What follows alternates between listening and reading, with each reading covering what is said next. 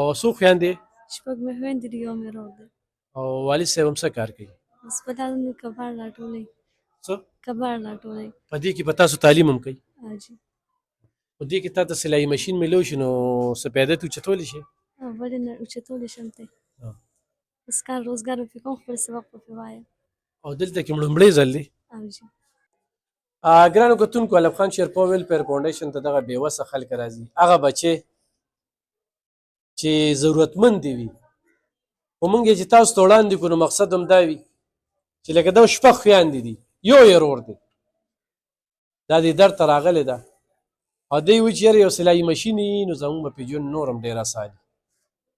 نو څه به وایي ستاسو ژوند څنګه تېرېږي؟ سبق وایي؟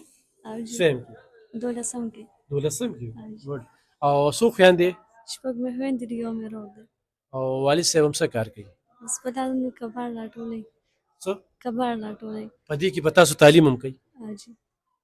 په دې کې تا ته سلایي ماشین میلو شي نو څه پیدا ته اوچتولی شي؟ ولې نه اوچتولی شم تی. بس کار روزګار به پرې کوم، خپل سبق به پرې وایم. او دلته کې لومړی ځل دی؟ حاجي. مخکې نه یې راغلی؟ نه جي، دا مې لومړی ځل دی. ستاسو نور کور خپل دی؟ اوس دنیا نیکه خپل کور مې دی. زوړ. د تعلیم باندې خو هم ډېر خرچې راځي که ډېره زیاته پرې راځي، خو بس یو څو راسره کور کې د هغه خپل بس کار روزګار نوکران کوي، بس موبایل سکول دی. ګرانو کتونکو، یو سړی ورسره ایخ په نیغه امداد کوي، موږ پرې خوشحالېږو.